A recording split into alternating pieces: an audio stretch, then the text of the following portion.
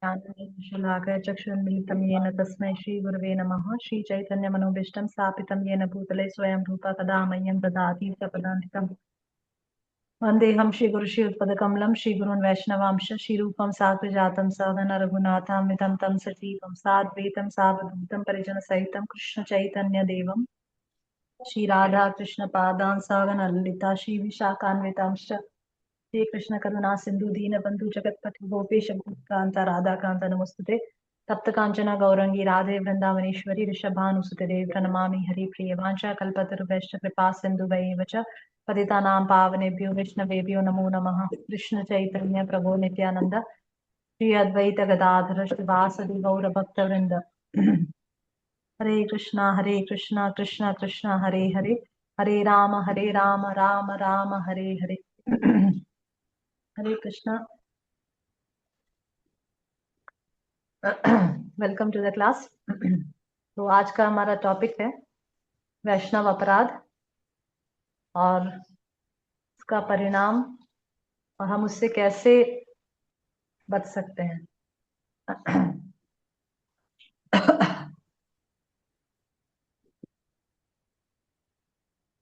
तो 10 नाम अपराध में सबसे पहला अपराध, मैं ऑडिबल क्लियरली ना माधुरी? कृति माधुरी सुनाई दे रहा है ठीक से? यस माधुरी, यस।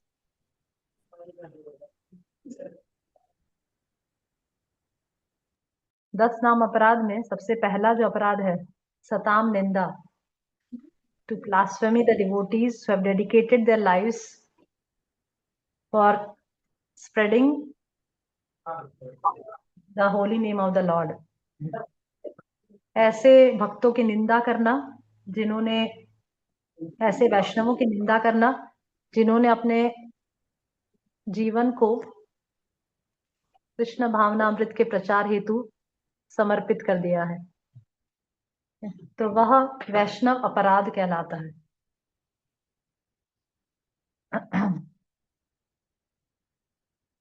तो सबसे बड़ा अपराध जिसको चैतन्य चरितामृत में चैतन्य महाप्रभु बताते हैं हाथी मत अपराध। हाथी मत मतलब जिस प्रकार से एक पागल हाथी को अगर बगीचे में छोड़ दिया जाए क्या होगा? जितने भी सुंदर सुंदर पुष्प और जितने भी अच्छे पौधे हमने लगाए हैं और जितने भी सुगंधित फूल वगैरह हमने उगाए वो सब 1 मिनट में ध्वस्त हो जाता है। उसी प्रकार से वैष्णव अपराध भी बहुत ही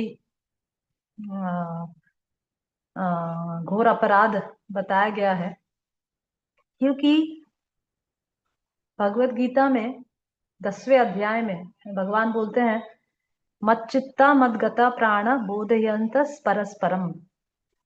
जो मेरा जो भक्त है मच्चित्ता मदगता प्राण, वो सदैव मेरे चित्त में रहता है, मेरे हृदय में वास करता है, मेरा प्राण है। और वह बोधयंतस परस्परम, वो सदैव एक दूसरे के साथ मेरी कथा वार्ता करता है। ऐसा भगवान गीता के 10वें अध्याय में जो चतुश्लोकी भगवत गीता उसमें से एक श्लोक ये भी है, मच्चित्ता मदगता प्राण बोधयंतस परस्परम। तो भगवान कहते हैं कि devotees are my heart and soul. Vaishnava मेरे हृदय में वास करते हैं। और भगवान ऐसा कहते हैं कि भक्त, वैष्णव जो है भक्त, वो मेरे हृदय में वास करते हैं। और जो भक्त कहते हैं कि भगवान मेरे हृदय में वास करते हैं। इस प्रकार से जो रेसिप्रोकेशन है वो एकदम इक्वल है। जिस प्रकार से भगवान के लिए भक्त उनके प्राण है, भगवान के प्राण भक्त हैं, उसी प्रकार से भक्तों के लिए भी प्राण है भगवान। भगवान अपने भक्तों के लिए कुछ भी कर सकते हैं, कुछ भी। He is ready to even break his wow.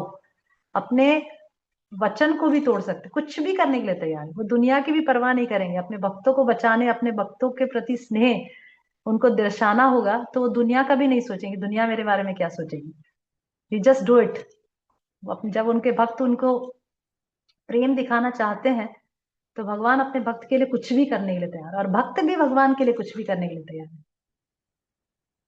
इसके बहुत सारे उदाहरण शास्त्रों में बताए गए हैं। जैसे द्रौपदी का उदाहरण आता है कि द्रौपदी जो 5 पतियों की पत्नी है, जिसके 5 पति हैं, और साधारण पति नहीं, एक धर्मराज है, एक धर्मराज का अंश है, एक इंद्र का अंश है अर्जुन, धर्मराज के अंश है युधिष्ठिर, वायु के अंश है भीम, और अश्वनी कुमारों के अंश है नकुल और सहदेव। ऐसे पतियों की पत्नी, एक पत्नी है द्रौपदी, और इतने शक्तिशाली पति हैं उसके। भीम के 10,000 हाथियों का बल है, 10,000 हाथी। एक हाथी में कितना बल होता है? यू कैन इमेजिन, एक हाथी में कितना बल होता है, उसे 10,000 हाथी कितना बल होगा भीम में। और इन अर्जुन अर्जुन ने 1,00,000 निवात कवचों को मारा। सभी, all the 5 Pandavas have unparalleled प्रवेश, अनपैरेलल्ड पावर, जिसकी तुलना नहीं की जा सकती। पर जब वही द्रौपदी को जब खींच कर भरी सभा में लेकर आए, तो उसके पांचों पति कुछ नहीं कर पाए, अपनी पत्नी की रक्षा नहीं कर पाए। Right, this was the scene ना। इतने पावरफुल पति हैं, हम सोचते हैं हमारे पति हमारी रक्षा कर लेंगे। द्रौपदी के इतने पावरफुल पति हैं, 5 पति, अनपैरेलल्ड, सभी सभी से शक्तिशाली, पर वह 5 पति द्रौपदी की भरी सभा में रक्षा नहीं कर पाए। और अल्टीमेटली रक्षा किसने की? भगवान ने। ये जो लीला घटी, इस लीला से हमें क्या शिक्षा भगवान देना चाहते हैं? भगवान ये शिक्षा देना चाहते हैं कि जहां पर किसी का नहीं चलता हो, वहां अल्टीमेटली मैं रक्षण देता हूं। मैं किसी से बाध्य नहीं हूं। वहां 5 जो पांडव थे वो बाध्य थे, है ना, वो दास बन चुके थे, कौरवों के दास बन चुके थे, कुछ नहीं कर सकते। पर भगवान कभी किसी के अधीन नहीं होते। वो भक्तों की रक्षा के लिए कुछ भी कर सकते हैं, कुछ भी, ही कैन डू एनीथिंग। जैसे द्रौपदी की उन्होंने रक्षा की, वस्त्र के द्वारा रक्षा की, वस्त्र देकर रक्षा की, उसी प्रकार से भक्त भी भगवान के लिए कुछ भी कर सकते हैं। फॉर एग्जाम्पल, एक बहुत अच्छा उदाहरण देते हैं भीष्म पितामह। भीष्म पितामह जो 12 महाजनों में से एक है। अब सोचिए, भीष्म पितामह का जीवन देखिए, ही वॉज एग्जाम्पलरी डिवोटी। जो भीष्म पितामह जो 12 महाजनों में से एक हैं और भगवान के शुद्ध भक्त हैं। भगवान की लीला में, भगवान की लीला है, क्या लीला है भगवान की? कि धर्म की स्थापना करना, अधर्म का नाश करना, ये भगवान की एक लीला है ना। तो उस लीला में सहयोग देने के लिए भीष्म पितामह ने कौरवों का साथ दिया। क्योंकि अगर भीष्म पितामह युद्ध न करें कौरवों के साइड, तो दुर्योधन का साथ कोई न देता।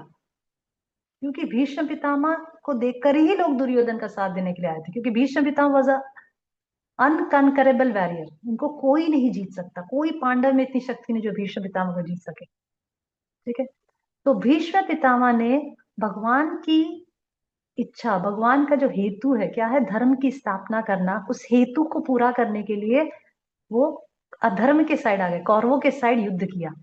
ठीक है, भगवान की इच्छा है। राइट, और भगवान इसलिए भी युद्ध, किसके बहुत सारे रीजंस शास्त्रों में बताए गए भीष्म पितामह ने क्यों युद्ध किया। और भीष्म पितामह ने इसलिए भी युद्ध किया, ये दिखाने के लिए संसार को कि कोई कितना भी बड़ा योद्धा क्यों ना हो, कोई कितना भी शक्तिशाली और एक्सपर्ट योद्धा क्यों ना हो, अगर वो अधर्म के साइड युद्ध करेगा तो उसका नाश निश्चित है। राइट, तो इस प्रकार से भीष्म पितामह ने अधर्म के साइड युद्ध किया, जिसकी वजह से आज भी अनेक लोग भीष्म पितामह की निंदा करते हैं, भीष्म पितामह को खराब कहते हैं। क्योंकि द्रौपदी की सभा में भी भीष्म पितामह ने कुछ नहीं कहा, मौन रहे, ऐसे करके भीष्म पितामह कितनी निंदा होती है। ठीक है, और अर्जुन की एक साइड, अर्जुन है वो भी भगवान के शुद्ध भक्त हैं, तो अर्जुन की महिमा गाई जाती है कि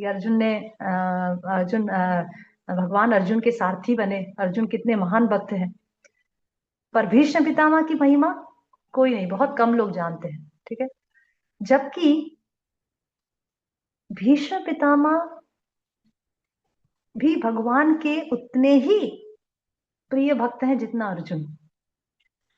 भीष्म पितामह ने भगवान की हेतु को पूरा करने के लिए वो कौरवों के साइड युद्ध किए, अधर्म के साइड युद्ध किए। पर यहाँ पे एक चीज मैं बताना चाहूंगी, श्रीमद् भागवतम में आता है कि जब ये कथा श्रीमद् भागवतम में दी है कि कैसे भगवान अपने भक्त की महिमा पूरे संसार में फैला देते हैं। भले ही भीष्म पितामह ने कौरवों के साइड युद्ध किया, ठीक है, और पूरा जीवन वो कौरवों के साइड बने रहे, धृतराष्ट्र के साइड बने रहे, अधर्म को चुपचाप सहन कर लिया, द्रौपदी का भी अपमान सहन कर लिया, कुछ न बोले, इसीलिए उनकी कितनी निंदा हुई।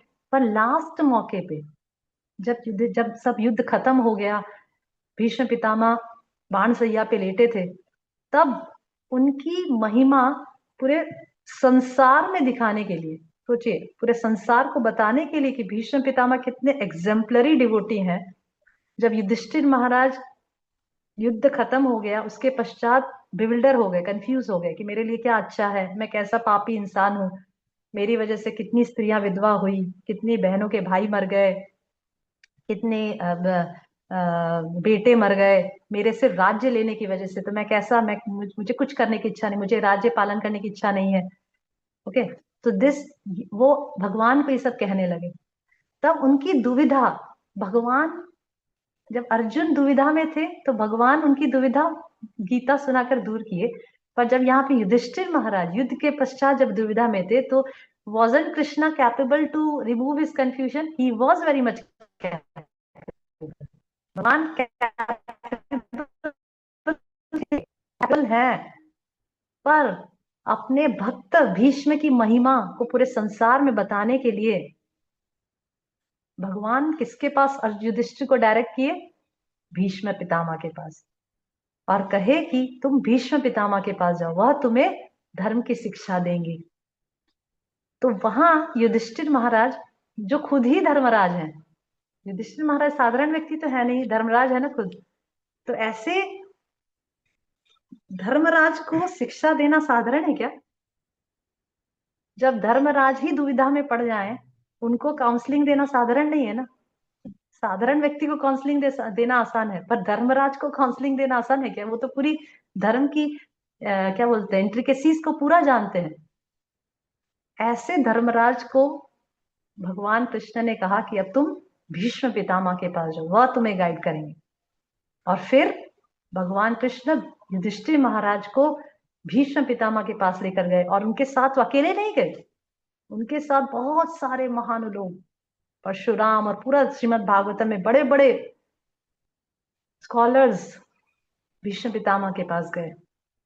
और वहां पर भीष्म पितामह ने बाण सैया पे लेटे लेटे, कभी आपने कोई भागवतम क्लास देखी है जिसमें स्पीकर बाण सैया पे लेटा है? बाण सैया पे तो नहीं, पर एटलीस्ट कोई तकलीफ में हो कुछ कष्ट में हो और भागवत कह रहा हो, ऐसा कहीं देखा है आपने?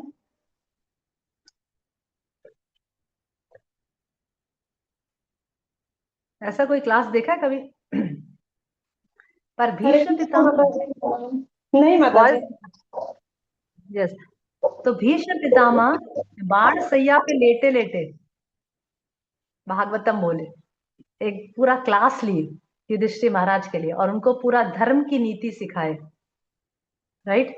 और भगवान का दर्शन करते करते, वो सिर्फ भगवान का दर्शन के लिए वेट कर रहे थे। एक्चुअली मुझे नहीं पता ये चीज कहाँ से आ रही है, पर उत्तरायण के दिन, मकर संक्रांति के दिन भीष्म पितामह ने देह त्याग किया, ये बिल्कुल गलत है। मैंने अपने प्रभु से भी कंफर्म किया, उत्तरायण के दिन उन्होंने बॉडी लीव नहीं करी थी। जब सूर्य उत्तर दिशा में परायण किया, उस दौरान उन्होंने शरीर त्याग किया, उस दिन शरीर त्याग किया, ऐसा कहीं मेंशन नहीं है। I don't know from where it's coming, पर उस दिन उन्होंने देह त्याग किया ऐसा कहीं नहीं दिया है। क्योंकि भीष्म पितामह भगवान के दर्शन का वेट कर रहे थे। एक शुद्ध भक्त के लिए उत्तरायण या दक्षिणायन कहीं मैटर नहीं करता, ये साफ साफ भगवत गीता में भगवान कहते हैं। भगवत गीता के 6ठे अध्याय में जब भगवान उत्तरायण और दक्षिणायन की बात करते हैं, वहां पे अगर आप पढ़ेंगे 6ठे अध्याय के भगवत गीता में, वहां साफ भगवान कहते हैं उसके नेक्स्ट श्लोक में कि भक्तों के लिए यह सब डिटेल्स जो है वो सब इनवैलिड, मतलब वो ज्यादा मैटर नहीं करता, क्योंकि भक्त सततम भगवान का नाम लेता है, उसको दक्षिणायन और उत्तरायण से कोई लेना देना नहीं। आपको क्या लगता है भीष्म पितामह उत्तरायण की राह देख रहे थे कि कब उत्तरायण आएगा और मैं भगवान के धाम चला जाऊंगा? No, he was waiting for lord Krishna to come. वो भगवान के दर्शन का वेट कर रहे थे, और क्योंकि उनको इच्छा मृत्यु का वरदान था, जिस क्षण भगवान उनके सामने आए, उन्हें दर्शन प्राप्त हुआ, उन्होंने युधिष्ठिर महाराज को शिक्षा दी, और भागवत इस प्रकार से कहते कहते उन्होंने देह त्याग किया। भगवान की भीष्म स्तुति जो आती है, जो बहुत ही श्रीमद् भागवतम के पहले स्कंद में जो भीष्म स्तुति, जो भीष्म पितामह ने भगवान के दर्शन करते करते जो स्तुति गाई थी, उसको भीष्म स्तुति कहते हैं। उसमें वह पूरा युद्ध का वर्णन करते हैं, किस प्रकार से भगवान अर्जुन के सारथी बने और किस प्रकार से युद्ध हुआ, ये पूरा डिस्क्रिप्शन वो अपनी स्तुति में गाते हैं। और फिर भगवान का दर्शन करते करते भीष्म पितामह ने अपना देह त्याग किया। आप बताइए, कोई अधर्मी व्यक्ति इस प्रकार से देह त्याग कर सकता है क्या? स्टेज पे लेटे लेटे भगवान का दर्शन करते करते, नॉट पॉसिबल। और युधिष्ठिर महाराज और भगवान Yudhishthira Maharaj, this is all is just an excuse actually. भगवान सक्षम थे युधिष्ठिर महाराज की दुविधा को दूर करने के लिए, पर ये सेटिंग करने के लिए, ये दुनिया को दर्शाने के लिए कि भीष्म पितामह साधारण व्यक्ति नहीं है। ऐसा मत सोचो कि भीष्म पितामह ने अधर्म के साइड युद्ध किया तो अधर्मी है, नहीं। उनकी ग्लोरीज बहुत महान है, वो महाजन है, 12 महाजनों में से एक है। इसीलिए उनकी महिमा, अल्टीमेटली भगवान ने अपने भक्त की महिमा पूरे संसार में फैला दी, क्योंकि भक्त भक्त भगवान की महिमा पूरे संसार में फैलाता है, उसी प्रकार से भगवान अपने भक्त की महिमा पूरे संसार में फैलाते हैं, राइट। इसीलिए अगर भगवान को सबसे ज्यादा चोट कभी पहुंचती है, सबसे ज्यादा तकलीफ अगर होती है, तो जब कोई व्यक्ति वैष्णवों की निंदा करता है। इसीलिए चैतन्य चरितामृत में भी हम देखते हैं जगाए माधव की लीला में कि चैतन्य महाप्रभु, कितने इंस्टेंसेस ऐसे आए जहां पे लोगों ने चैतन्य महाप्रभु के लिए अपशब्द कहे, सन्यासी है ऐसे करता है, सन्यासी है वैसे करता है। चैतन्य महाप्रभु ने कभी रिस्पॉन्ड नहीं किया, कभी कुछ नहीं कहा, मुंह से एक शब्द नहीं कहा। पर जब जगाए माधाय ने नित्यानंद प्रभु का डिसरेस्पेक्ट किया, जगाए ने नित्यानंद प्रभु के ऊपर पत्थर दे मारा, जिसकी वजह से नित्यानंद प्रभु के सर पे चोट आई और उनके लहू बहने लगा, और ये जब सुना चैतन्य महाप्रभु ने, तब उन्हें क्रोध आ गया। देख रहे हैं, मतलब अपने लिए नहीं, भगवान अपने लिए कुछ नहीं करते, पर जब उनके प्रिय भक्त, सबसे ज्यादा प्रिय, प्रिय क्यों? प्रिय क्यों? क्योंकि वह पूरी तरह से शरणागत है भगवान को, इसीलिए प्रिय। ऐसे भगवान को कोई प्रिय अप्रिय कोई नहीं है, भगवान के सब सामने सब समान ही है। पर जिस प्रकार से प्रभुपाद बार बार उदाहरण देते हैं कि जैसे माता होती है, जो बच्चा पूरी तरह से माता को शरणागत होता है, जैसे 1 साल का बच्चा या 2 साल का बच्चा, तो माता उसका विशेष ध्यान रखती है, क्योंकि वो पूरी तरह से भगवान को शरणागत है। जैसे रोड क्रॉस करना है तो एक 2 साल के बच्चे को कैसे हाथ पकड़ के रोड क्रॉस करा दे, टाइट से हाथ पकड़ के रोड क्रॉस करा दे। क्यों? क्योंकि उस माता को पता है कि बच्चा पूरी तरह से मुझे शरणागत है। वो अगर रोता है तो तुरंत जाके देखती है क्या हो गया, क्या हो गया, राइट। उसी प्रकार से भगवान के सामने कोई प्रिय अप्रिय नहीं होता, पर क्योंकि भक्त भगवान को पूरी तरह से शरणागत होते हैं सब सिचुएशन में, इसीलिए भगवान उनका विशेष ध्यान रखते हैं। और ऐसे वैष्णवों की अगर हम निंदा करते हैं, तो फिर वैष्णव तो अपराध नहीं लेते। अभी हम स्टोरी सुनेंगे श्रीमद् भागवत में, बहुत सुंदर सुंदर कथाएं। इसीलिए मैंने आज, मैं एक्चुअली 9th कैंटो पढ़ रही थी, वहां पे मैंने शौबरी मुनि की कथा पढ़ी, वहां से मुझे ये क्लास का टॉपिक समझ, मतलब I just wanted from that only, from that incidence I kept this topic. इतनी सुंदर कथा है शौबरी मुनि की 9th कैंटो में। और अभी मकर संक्रांति गई, जिसमें एक मकर संक्रांति के दिन गंगा का अवतरण हुआ था, राइट। एक इंस्टेंस ये भी है ना, गंगा का अवतरण, वो भी उस स्टोरी में भी ये वैष्णव अपराध की निंदा की बात आती है। तो ये दोनों स्टोरी 9 कैंटो में आते हैं।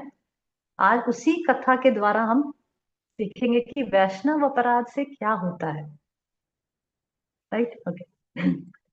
तो जब हम वैष्णव अपराध के बारे में चर्चा करते हैं, डिस्कस करते हैं, तो लोग डर जाते हैं।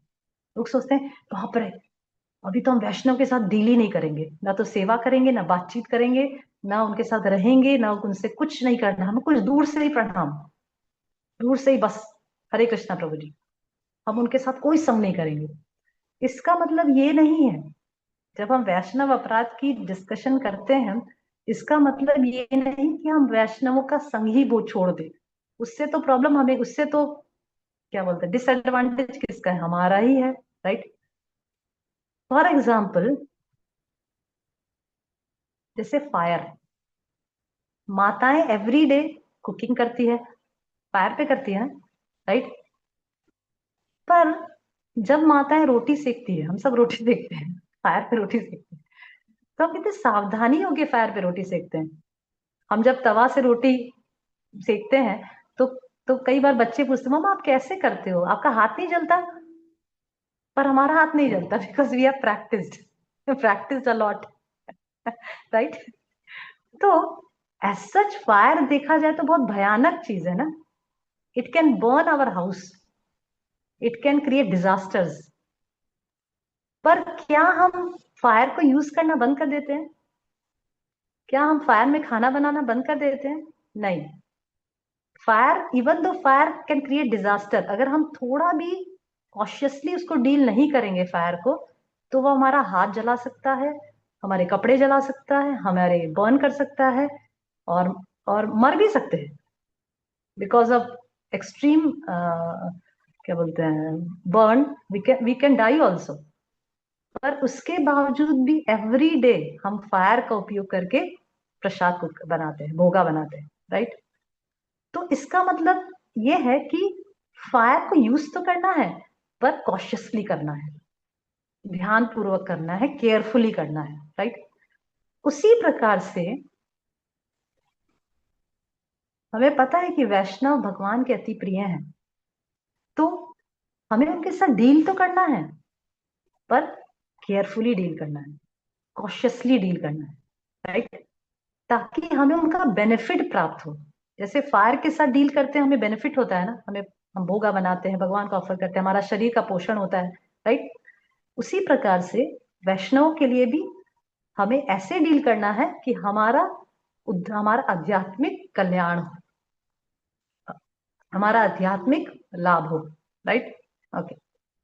अभी होता क्या है कि शुरुआत में जब हम भक्ति में आते हैं, तो मुझे भी ऐसा एक्सपीरियंस, जब मैं शुरुआत में भक्ति में नई नई एकदम आई थी, और बाई चांस कोई रोड पे मुझे कोई भी भक्त नजर आ जाए, बस धोती कुर्ता तिलक दिख जाए, तो आई वॉज लाइक, आज तो मेरा जीवन सफल हुआ, आज तो मेरा दिन सफल हो गया, भक्त के दर्शन हो गए, ये हो गया, प्रणाम, ये वो। And we become so excited, हम एक्साइटेड हो जाते थे, मैं और मेरी सिस्टर, जब कोई भक्त दिख जाए, सड़क पे दिख जाए या कहीं भी दिख जाए, and we used to offer respect and Hare Krishna और प्रणाम, और जब भी मंदिर जाते थे, सबको प्रणाम, हरे कृष्णा, सब। That was the initial stages. और हर एक भक्त के जीवन में, जब इनिशियली, जब हम नए नए इस्कॉन में आते हैं, तो भक्तों के प्रति बहुत स्नेह, प्रेम, आदर रहता है। पर जब ग्रेजुअली हम भक्ति में 5 साल, 10 साल, 15 साल ऐसे आगे बढ़ते हैं, तो एक प्रकार से फेमिलियरिटी जैसे हो जाती है ना, फेमिलियरिटी ब्रीड्स कंटेम्प्ट, हम फेमिलियर होने लग जाते हैं भक्तों के प्रति। ओह, इनको तो रोज ही देखते हैं, क्या है, इनको तो रोज ही सुनते हैं, क्या है, राइट। तो इस प्रकार से हम, जब समय जाता है, तो हम केयरलेस होने लग जाते हैं, we start becoming careless, right. तो जैसे फॉर एग्जाम्पल, जैसे कोई सीढ़ी है, अगर आप सीढ़ी पे 1 या 2 स्टेप ही चढ़े हो और उसमें से गिर गए तो प्रॉब्लम नहीं आती, क्या होगा, थोड़ा समझ जाते, गिरते समझ आते। पर आप सीढ़ी के काफी ऊपर चले गए हो, 30-40 स्टेप ऊपर चले गए और वहां से आप गिरे, तो बहुत चोट मिलती है, शरीर पे बहुत चोट मिल सकती है, राइट। उसी प्रकार से वैष्णवों के साथ डीलिंग में हमें सदैव केयरफुल रहना चाहिए, राइट। क्योंकि क्या होता है कि हम सुनते हैं कि हमें श्रवणम करना है, हमारा भक्ति लता बीज हमारे हृदय में बो दिया गया है, राइट। गुरु कृष्ण प्रसाद पाए भक्ति लता बीज, जो भक्ति लता जो बीज है वो गुरु और कृष्ण के प्रसाद से, दया से हमारे हृदय में बो दिया गया है।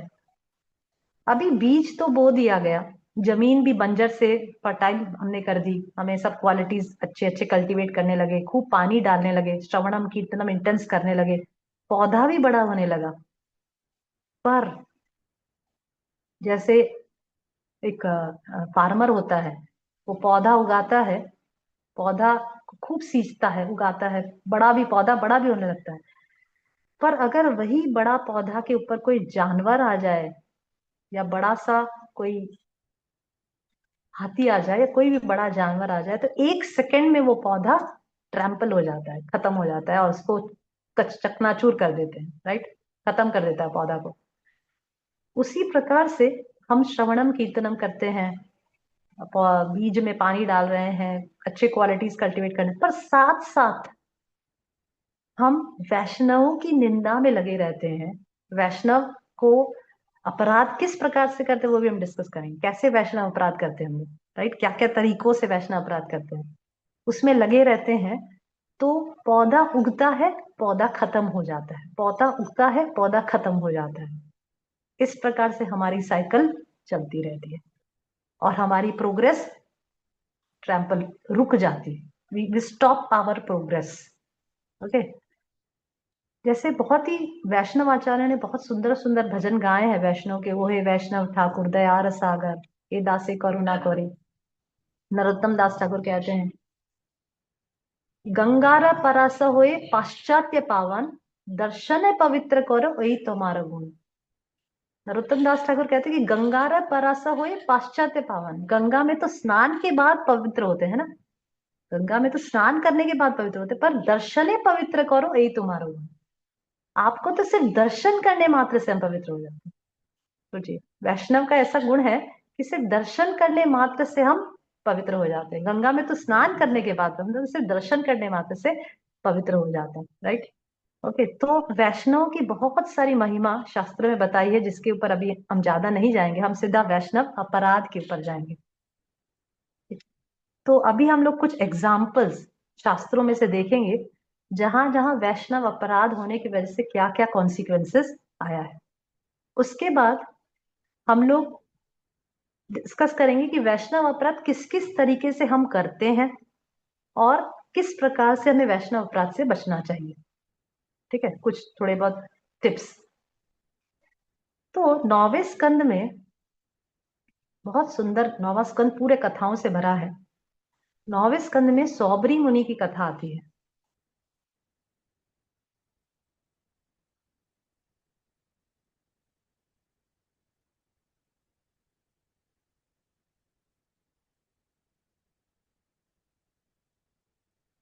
राजा मानधाता,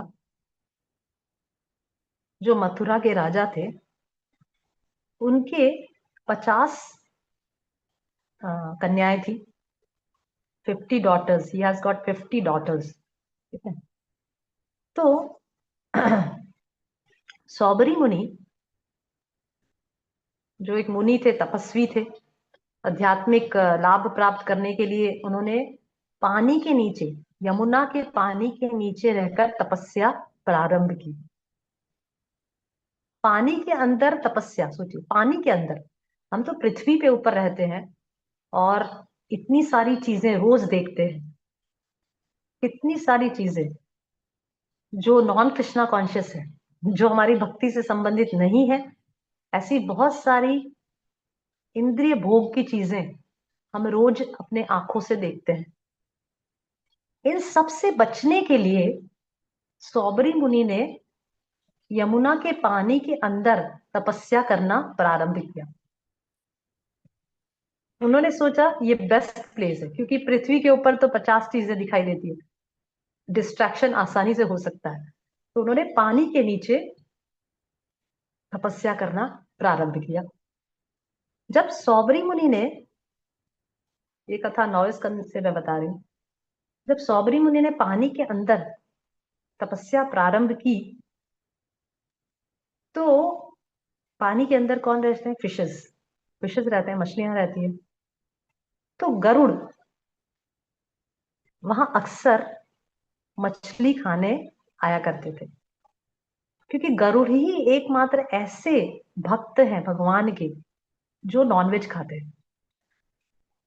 राइट, ही ईट मीट, मतलब ही ईट फिश, जो भगवान के द्वारा सैंक्शन है, because he is the carrier of Vishnu, और भगवान विष्णु ने उन्हें अपना कैरियर बनाया है।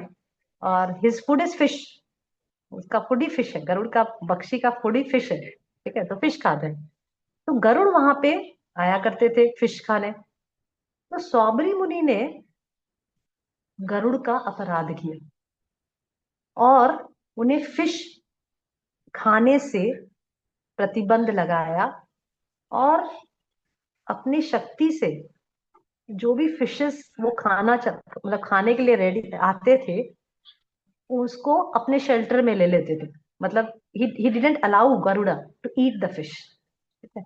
और इस प्रकार से इवन शौबरी मुनि ने अपने मुख से गरुड़ से कर्स किया, कहा कि तुम अगर यहाँ फिश खाने आओगे तो तुम मृत्यु को प्राप्त हो जाओ, तुम यहाँ पे फिश नहीं खाओगे। ओके। तो प्रभुपाद वहां परपट में लिखते हैं कि इस प्रकार से सौबरी मुनि ने गरुड़ का अपराध किया, जो एक वैष्णव अपराध में गिना जाता है, because he has no right to do this. Garuda fish खाते हैं, उनका आहार फिश है, he has nothing to do with that. Right. तो भी सौबरी मुनि ने इस प्रकार से गरुड़ का अपराध किया और फिर तपस्या में लग गए।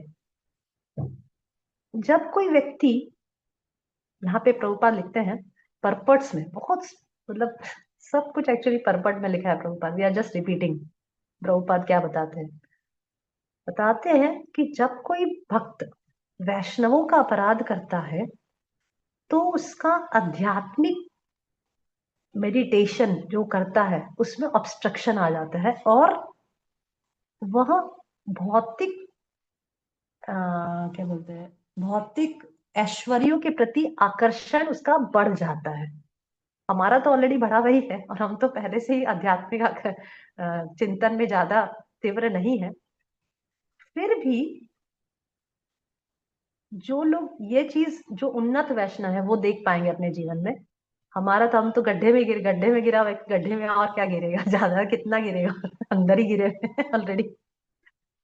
पर फिर भी we should be cautious of this from the lessons that we read from Shrimad Bhagavatam, कि सौबरी मुनि वैष्णव अपराध करने की वजह से उनका जो आध्यात्मिक चिंतन था वो ऑब्स्ट्रक्ट हो गया, और भौतिक आकर्षण में उन्हें डिस्ट्रैक्शन मिला, मतलब he became distracted by material enjoyment. और पानी के अंदर तपस्या करने के बावजूद भी जब उन्होंने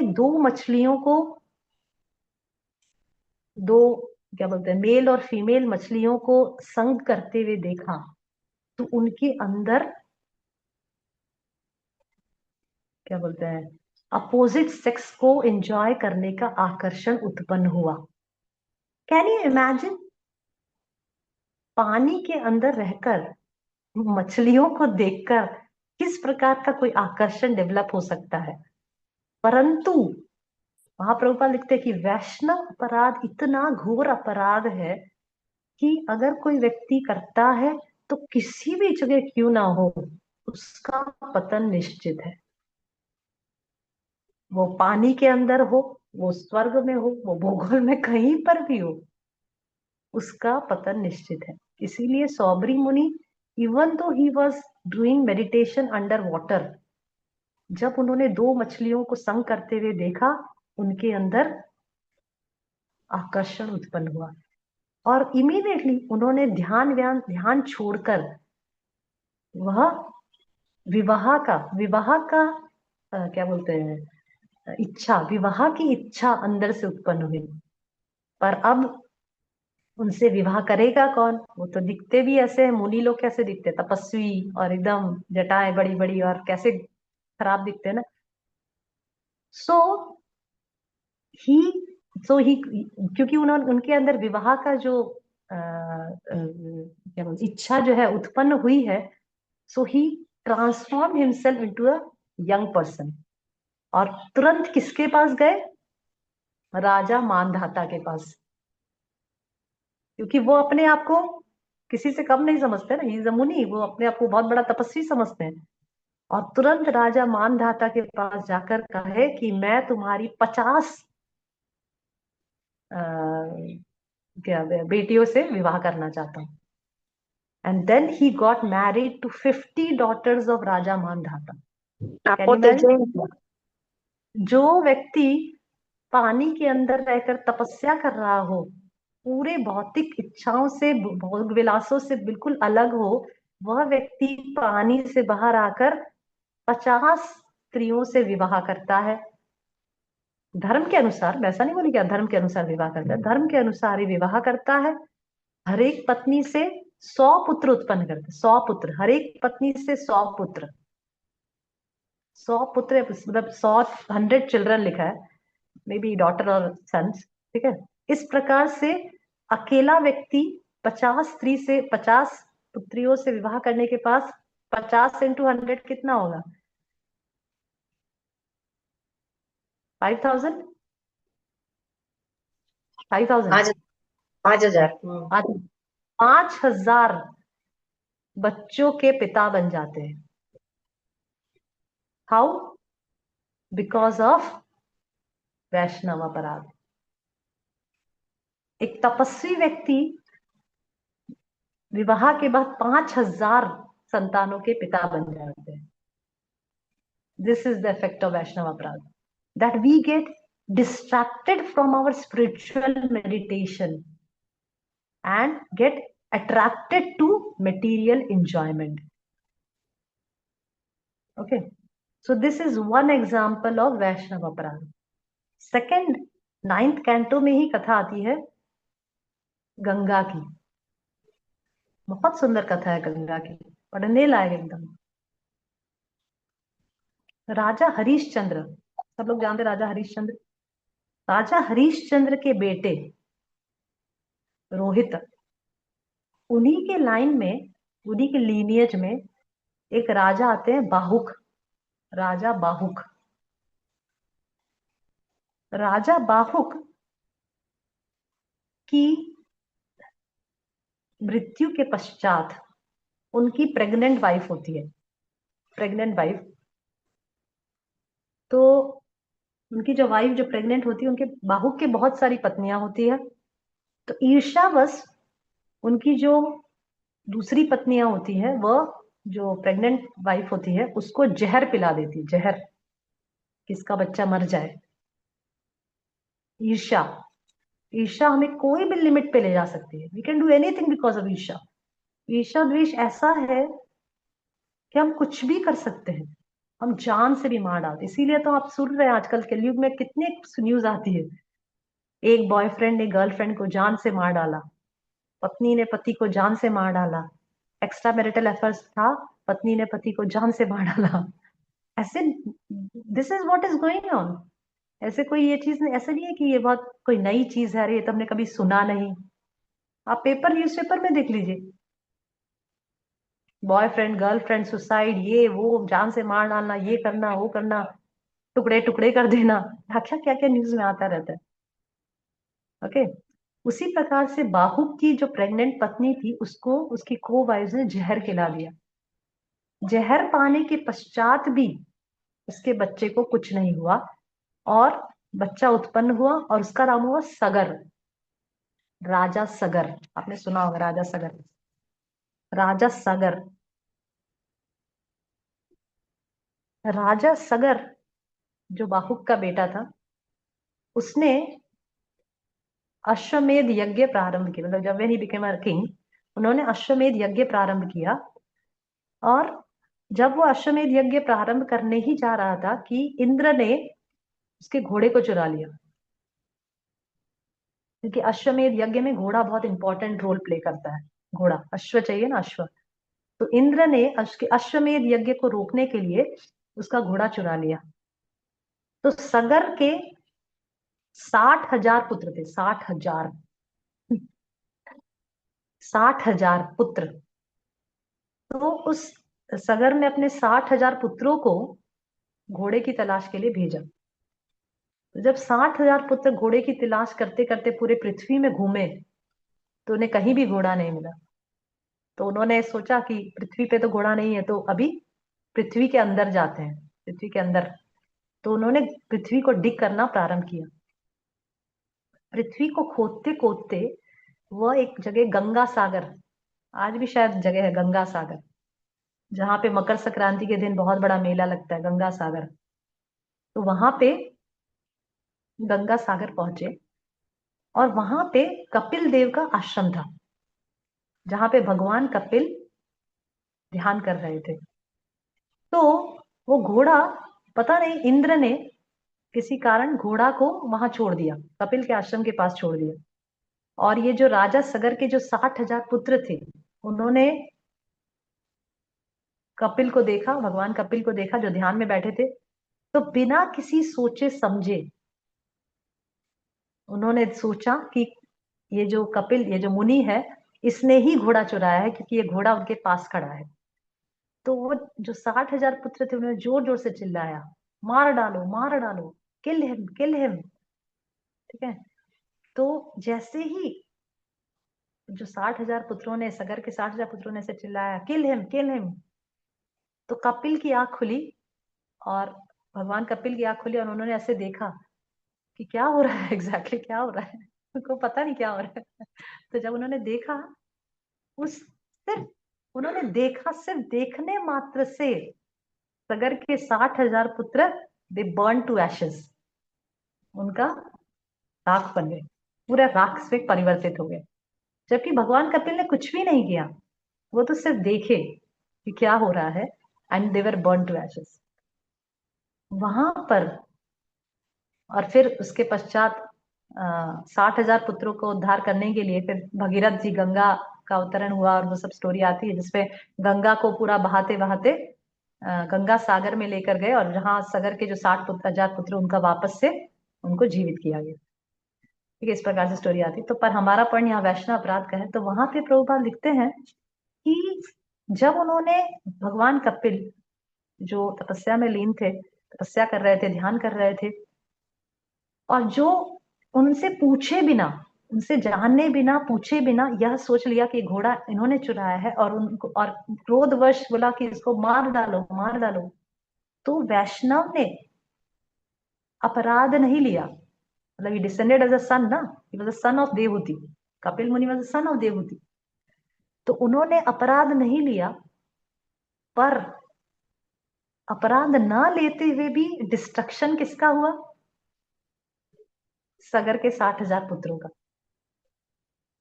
इससे क्या पता चलता है कि जब कोई वैष्णव अपराध करता है, तो वैष्णव भले ही अपराध ना लेता हो, पर हार्म किसको होता है? ऑफेंडर को। समझ रहे हैं?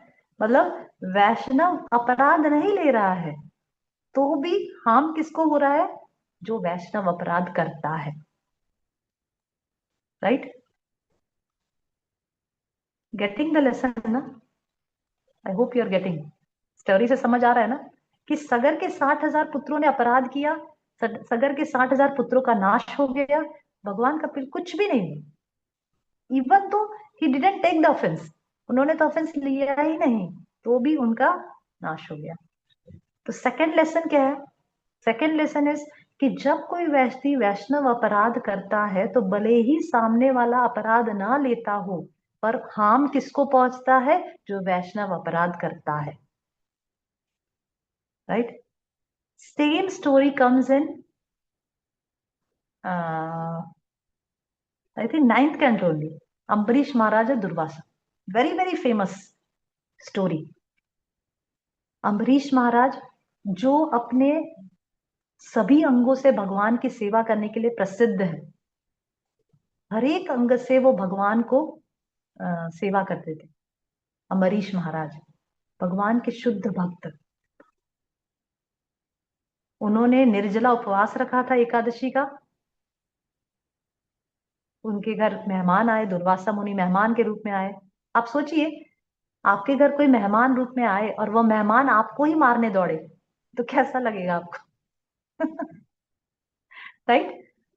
आपके घर मेहमान आए, प्रसाद, आप प्रसाद के लिए, तो आप प्रसाद की तैयारी कर रहे हैं और वो मेहमान इतने ज्यादा क्रोधित हो गए कि आप ही को मारने दौड़े, जान से मारने, वो भी। तो आप कैसा फील करोगे?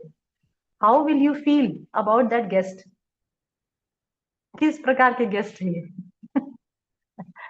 पर दुर्वासा मुनि मेहमान के रूप में अम्बरीश महाराज के घर आए। अम्बरीश महाराज बहुत बहुत प्रसन्न हुए, उनका वेलकम किया। द्वादशी के दिन आए थे। अभी द्वादशी का जो पारण समय होता है, हम सब जानते हैं, पारण समय में पारण करना होता है, वो बहुत ही अनिवार्य है। जो पारण समय का जो टाइम होता है, जैसे नेपाल में तो अलग होता होगा, भारत में सब जगह अलग अलग होता है, इंडिया में भी थोड़ा वैरी करता है, जैसे मथुरा साइड अलग है, गुजरात साइड थोड़ा मिनट्स का कुछ फेर होता है। तो उस समय हमें पारण कर लेना चाहिए। अभी दुर्वासा मुनि की राह देख रहे हैं अम्बरीश महाराज। अम्बरीश महाराज ने निर्जला किया है, पारण का समय जा रहा है, उन्हें एकादशी पारायण करनी, मतलब संपन्न करना है। तो सभी के कंसल्ट करने के बाद ऐसा सुझाव मिला कि थोड़ा सा पानी पी लो ताकि एकादशी संपन्न हो जाए। जैसे ही पानी पीने लगे, दुर्वासा मुनि वहां पे आए और पूछे बिना, जाने बिना कि क्या हो रहा है, ऐसा भान किए कि अम्बरीश महाराज ने प्रसाद ग्रहण कर लिया उनके पहले, and he took it as an offence. और दुर्वासा मुनि ऐसे ही क्रोध के लिए प्रसिद्ध है, मुनि है। तुरंत क्रोधवश उन्होंने अपनी शिखा तोड़ी और राक्षस को उत्पन्न किया। और उस राक्षस का हेतु क्या है? किल अम्बरीश महाराज, अम्बरीश महाराज को खत्म कर दो। क्या क्या फॉल्ट है? कुछ भी फॉल्ट नहीं, नो फॉल्ट एट ऑल, कोई फॉल्ट नहीं है, तो भी खत्म कर दो। और ऐसा नहीं कि अम्बरीश महाराज चिल्लाने लगे, अरे दुर्वासा मुनि क्या कर रहे हो, आपको पता नहीं है मैंने प्रसाद नहीं लिया, मैंने ये कुछ नहीं, चुपचाप। he didn't say anything, he just folded his hands, Ambrish Maharaj, and just start praying to the Lord. He didn't say anything to Durvasa Muni. अभी वह राक्षस जैसे ही अम्बरीश महाराज के पास, तो पहुंचना ही दूर है, तुरंत जैसे ही अम्बरीश महाराज ने भगवान का स्मरण किया, भगवान ने सुदर्शन चक्र फेंका टू प्रोटेक्ट अम्बरीश महाराज। अम्बरीश महाराज ने तो कुछ किया ही नहीं, ही डिडंट रिटेलिएट, कुछ भी नहीं किया, he just prayed to the lord. और वहां से सुदर्शन चक्र निकला। सुदर्शन चक्र ने उस राक्षस का वध किया और पीछे पड़ गया किसके? दुर्वासा मुनि के। मतलब वैष्णव अपराध करने से वैष्णव का कुछ नहीं हुआ, पर प्रॉब्लम किसको आई? जो वैष्णव अपराध कर रहा है, उसके पीछे सुदर्शन चक्र पड़ गया, दुर्वासा मुनि के पीछे। और दुर्वासा मुनि गए ब्रह्मा के पास, मैं कुछ नहीं कर सकता। शिव के पास, मैं कुछ नहीं कर सकता, सुदर्शन चक्र के सामने मैं कुछ नहीं कर सकता। गए नारायण के पास, भगवान विष्णु के पास। भगवान ने क्या कहा? बहुत सुंदर एक्चुअली श्लोक आता है वहां पे, मुझे श्लोक तो याद नहीं, पर उस श्लोक का कुछ मीनिंग में बस भगवान बोले कि मुझे, मैं तो खुद ही I am under the control of my devotees and not at all independent. मुझे तुम स्वतंत्र मत समझना, मैं तो अपने भक्तों के पराधीन हूँ। मैं कुछ नहीं कर सकता, आई कैन नॉट डू एनीथिंग। अगर कोई कुछ कर सकता है, अम्बरीश महाराज। और फिर दौड़ते, तो उनके पास कोई सोल्यूशन नहीं था। दुर्वासा मुनि रैन टू अम्बरीश महाराज, क्योंकि प्राण बचाना है तो करना ही पड़ेगा। ये रैन टू अम्बरीश महाराज, और अम्बरीश महाराज बोला, क्या हुआ क्या हुआ? और तुरंत सुदर्शन चक्र से, और उन्होंने ऐसा नहीं सोचा अम्बरीश महाराज ने कि अच्छा तुमने मेरा मुझे मारने के लिए दौड़े थे ना, अभी देखो मैं तुम्हें सबक सिखाता हूँ। No, he didn't say anything. जैसे ही दुर्वासा मुनि ने अम्बरीश महाराज का शेल्टर लिया, अम्बरीश महाराज ने सुदर्शन चक्र से प्रार्थना की कि प्लीज इन्हें इन्हें छोड़ दो। और जैसे ही अम्बरीश महाराज ने सुदर्शन चक्र से प्रार्थना, सुदर्शन चक्र ने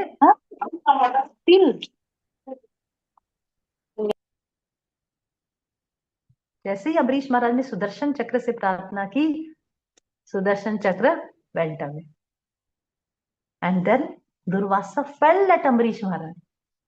और अम्बरीश महाराज ने कहा कि क्या हुआ, आपको कुछ प्रॉब्लम तो नहीं हो रही है, आपको कुछ तकलीफ तो नहीं? मतलब Ambarish Maharaj was so humble, even though Durvasa Muni tried to kill Ambarish Maharaj, and Ambarish Maharaj didn't say anything, he didn't do anything, but the Lord protected Ambarish Maharaj, right?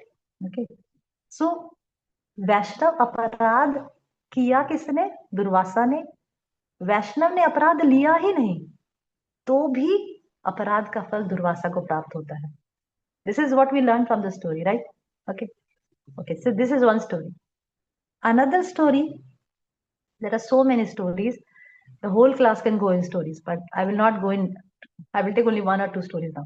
चैतन्य चरितामृत से लेते हैं। चैतन्य चरितामृत में चैतन्य महाप्रभु हर रोज रात के समय श्रीवास ठाकुर, तभी आप मायापुर जाएंगे तो श्रीवास आंगन आप विजिट करे होंगे, जहां पे पूरी रात चैतन्य महाप्रभु संकीर्तन किया करते थे। और उस संकीर्तन में, मतलब श्रीवास के आंगन में, श्रीवास ठाकुर के घर के अंदर डोर सब बंद कर दिए जाते थे, क्योंकि सिर्फ विशेष भक्तों को ही एंट्री थी। क्योंकि चैतन्य महाप्रभु इतने एक्सटेसी में आ जाते थे और उनका भाव वगैरह, भाव विभोर हो जाते थे, ये सब देखकर कोई बाहर का व्यक्ति ना समझ पाएगा ना उनके एक्सटेसीज को। इसीलिए कुछ विशेष भक्तों को ही अंदर एंट्री थी और डोर बंद कर दिया जाता था। तो इस कारण की वजह से इवन चैतन्य चरिता में बताया कि श्रीवास ठाकुर की मदर इन लॉ को भी एंट्री नहीं थी। श्रीवास ठाकुर की जो मदर इन लॉ थी उनको भी अंदर नहीं घुसाते थे, उनको भी बाहर।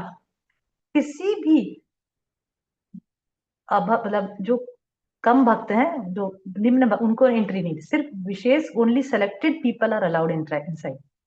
तो ये सब देखकर एक मतलब श्रीवास ठाकुर के पड़ोसी आसपास रहते थे, एक ब्राह्मण, उनका नाम था गोपाल चापल। गोपाल चापल, तो उन्हें बहुत गुस्सा आया, क्रोध आया, और उन्होंने सोचा कि बहुत बड़े बड़े भक्त समझ रहे, अपने आप को बहुत महान भक्त समझते हैं ना, मैं भी बताता हूँ, मैं अभी आपको बताता हूँ कैसे महान भक्त हैं आप लोग। तो उन्होंने क्या किया कि जब रात को डोर बंद हुआ और संकीर्तन चालू हुआ अंदर, तो गोपाल चापल ने वाइन, फ्लैश और सभी प्रकार की जो जो डिवोटीज वैष्णव लोग नहीं यूज करते, मतलब जो शराब और मांस और मछली और सब कुछ श्रीवास ठाकुर के घर के बाहर रख दी। ठीक है। और जब सुबह हुआ तो जोर जोर से चिल्लाने लगा, देखो देखो सबको इकट्ठा किया, देखो देखो आ जाओ, देखो ये लोग क्या करते हैं रात में, देखो क्या करते हैं ये लोग, देखो शराब पड़ा है, देखो फ्लैश पड़ा है, वाइन पड़ा है, सब क्या क्या क्या क्या बोलने लगा। तो सभी गैदर हुए, सभी इकट्ठा हुए, पर सभी लोग ने गोपाल चापल की बात को सीरियसली नहीं लिया, क्योंकि most of the people know कि यहाँ पे कीर्तन होता है और विशेष भक्त अंदर, चैतन्य महाप्रभु और विशेष भक्त अंदर कीर्तन करते हैं पूरी रात। तो nobody paid attention, much attention, despite कि गोपाल चापल ने बाहर रख दिया था, गेट के बाहर। कुछ समय पश्चात गोपाल चापल को, क्योंकि उन्होंने श्रीवास ठाकुर का अपराध किया, राइट, उन्होंने श्रीवास ठाकुर के आंगन में इस प्रकार की चीजें रख दी और श्रीवास ठाकुर के लिए कहा कि ये अंदर ये सब बैठकर ये लोग दुर्गा माँ की पूजा करते हैं, दुर्गा माँ को ये सब ऑफर करते हैं और ये सब वो करते हैं।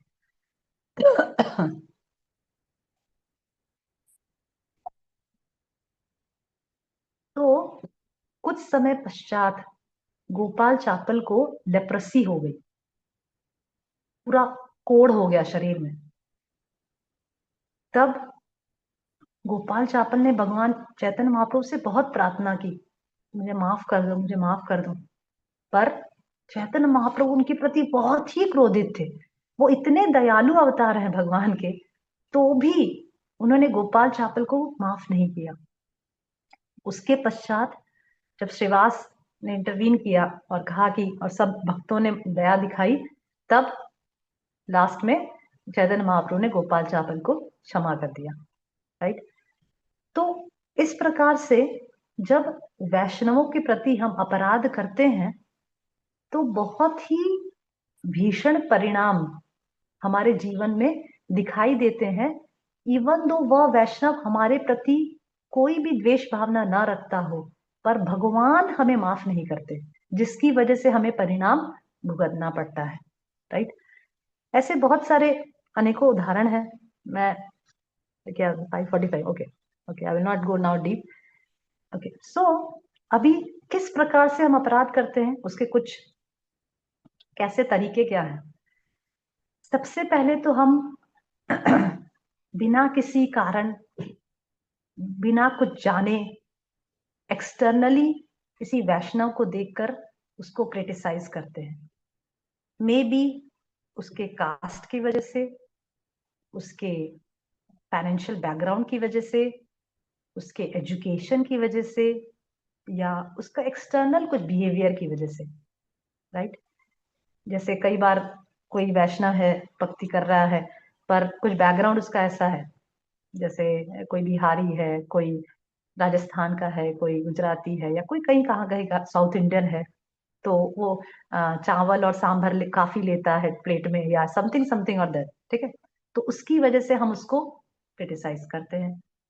या तो कोई वैष्णव है, जो वैष्णव है, भक्त बन गया, भक्ति कर रहा है, काफी सालों से दीक्षित है, भक्ति कर रहा है, पर कास्ट उसका कम है, उसकी वजह से हम बार बार कहते हैं, अरे इसकी तो कास्ट ही ऐसी है ना, इसकी तो कास्ट ऐसी, इसकी तो जाति ऐसी है। You shouldn't do that. कई बार फाइनेंशियल सेटअप की वजह से, कई बार कोई गरीब होता है वैष्णव, सब ऐसे सब वैष्णव अमीर हो, बहुत पैसे वाले हों, सबके पास गाड़ी हो, बंगलो हो, ऐसा जरूरी तो नहीं है ना। This is not the requirement to become a Vaishnav.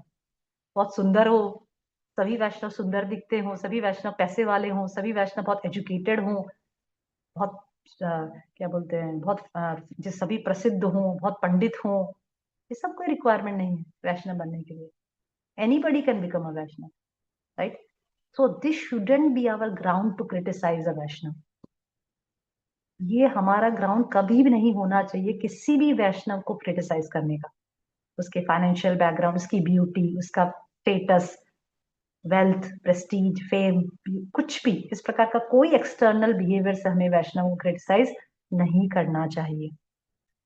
Making fun of their habits, क्योंकि सी, वैष्णव है, प्रैक्टिस कर रहा है, साधक है, डेफिनेटली उसके हैबिट्स कुछ रहे होंगे पहले भी, कुछ खाने के हैबिट्स, या कुछ चलने के हैबिट्स, या पहनने के कुछ हैबिट्स। रातों रात तो चेंज नहीं हो जाएगा ना। राइट। जैसे कोई माता जी हैं, ऐसे वैष्णव पोशाक साड़ी है, पर वो माता जी कभी कभी मुझे सूट में दिखे तो ले, ये कैसे वैष्णवी है। ठीक है, दे आर प्रैक्टिसिंग, साधक हैं, प्रैक्टिस कर रहे हैं, टाइम लगेगा ना। ठीक है, हम who are we to criticise. अब okay, this is one angle I am saying, I will come to the that portion also. ठीक है। और thinking I am better than others, मैं उससे लाख गुना ज्यादा अच्छी साधक हूँ, मैं उससे लाख गुना ज्यादा अच्छी प्रैक्टिस करती हूँ, ये सोचना भी ठीक नहीं है। Right. Okay okay, so these are some of the things on the basis of which we criticize Vaishnavas. We should be aware, we shouldn't do that. Okay. Abhi, how to protect us, how to protect us from not criticizing, क्या करना चाहिए, कुछ points मैं बताऊंगी। मैं ऐसा नहीं बोली कि सिर्फ यही पॉइंट्स हैं, जो मेरे मन में विचार आया, जो सुना मैंने, और जो प्रैक्टिकली कर सकते हैं हम लोग। एक बहुत सुंदर श्लोक श्रीमद् भागवतम में आता है, नारद मुनि बताते हैं how to deal with people. बहुत ही सुंदर श्लोक है, बहुत ही सुंदर, श्रीमद् भागवतम में आता है। मैं कहना चाहूंगी श्लोक। सी, तीन प्रकार के वैष्णव हम अपने जीवन में पाते हैं। या तो वो तीन प्रकार के अलावा कोई वैष्णव अपने जीवन में नहीं पाते। या तो वो हमसे सीनियर होते हैं, या तो वो हमसे जूनियर होते हैं, या तो वो हमसे पीयर होते हैं या बराबर के होते हैं। राइट, ये तीन प्रकार के ही होते हैं। या तो हमसे सीनियर होते हैं, या तो पीयर्स होते हैं मतलब इक्वल होते हैं, या तो जूनियर होते हैं। राइट। तो नारद मुनि इस श्लोक में बताते हैं कि ये तीनों प्रकार के वैष्णव को हमें किस प्रकार से डील करना चाहिए। क्या श्लोक है? 4.8.34, श्रीमद् भागवतम 4.8.34। आप देख सकते हैं। गुणाधिकान् मुदं लिप्सेत् अनुक्रोशम गुणाधिमात् मैत्रिम समानाद अन्विच्छन् न तापेर अभिभूयते। This is the verse. एक एक लाइन देखिए। गुणाधिकान मुदम लिप्सेद, गुणाधिकान मुदम लिप्सेद। नारद मुनि कह रहे हैं कि गुणाधिकान, गुणाधिकान मतलब those who are more qualified than us, that means those who are senior to us, मुडम लिप्सेद। लिप्सेद मतलब वी शुड फील मुडम, मुडम मतलब pleasure, we should feel happy, we should feel happy to meet them, we should not be envious to them, we should try to learn from them, right? We should not be envious to them, हमें उनसे envious नहीं होना चाहिए। we should be happy। Narad ने क्या बोला कि मुडम लिप्सेद मतलब हमारे चेहरे पे स्माइल होनी चाहिए। we should feel happy to meet seniors, क्योंकि अभी क्या होगा, अभी हमें सीखने को मिलेगा। हमें ऐसा नहीं सोचना चाहिए अरे बड़ा आया, बहुत बड़ा वैष्णव है मुझे क्या नो। और ऐसे प्रॉब्लम, अरे अब ये आ गए, अभी बहुत भाषण देंगे, बहुत सारे लेक्चर्स होंगे, अरे मुसीबत है ये वो, कब जाएंगे यहाँ से।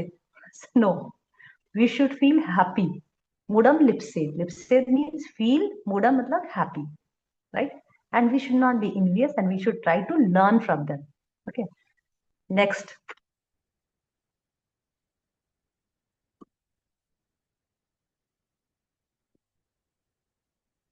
अनुक्रोशम गुणाधिमात, नेक्स्ट लाइन। अनुक्रोशम गुणाधिमात, गुणाधिमात मतलब those who are less qualified, juniors, less qualified juniors. हमारे जूनियर्स भी होते हैं ना, जो अभी नए नए आए हैं भक्ति में, कुछ नए नए आए हैं, कुछ पता नहीं है क्या। तो नारद मुनि क्या बोले? अनुक्रोशम, अनुक्रोशम मतलब we should be compassionate to them. उनकी, उनको हमेशा खिल्ली, क्या बोलते हैं, हंसी उड़ाने के बजाय, अरे तुझे इतना भी नहीं पता, अरे आज एकादशी में तुझे क्या खाना है क्या नहीं खाना है इतना भी नहीं पता, you don't know what is Ekadashi, when is Ekadashi, why to do Ekadashi, ये तो सभी को पता है। No, we should be compassionate to them. अनुक्रोशम, अनुक्रोशम means compassionate to them, be kind to them, extend helping hands to them. जो जूनियर्स हैं हमारे, उनसे हमें उनको हेल्पिंग हैंड देना है, उनको हेल्प करनी है, उनको मदद करनी है, ताकि वो भक्ति में आगे बढ़ सके। उनकी हंसी नहीं करनी है, यारे तू आज तू वे भी, दे आर सो न्यू कि वो, जैसे कोई लड़की को प्रचार कर रहे, नेक्स्ट दिन वो अपने बॉयफ्रेंड के साथ आ गई मंदिर में, एकदम टाइट जीन्स वीन्स पहन के, मे बी शायद स्कर्ट वगैरह, मिनी स्कर्ट्स वर्ट क्या क्या पहन के अपने बॉयफ्रेंड के साथ आ गई। तो अरे ऐसे कोई भक्ति करता है वो ट्राई टू हेल्प देम। वो नई नहीं है ना, उसको कुछ पता नहीं है। You should have that helping mood कि आई शुड हेल्प हिम और her, right?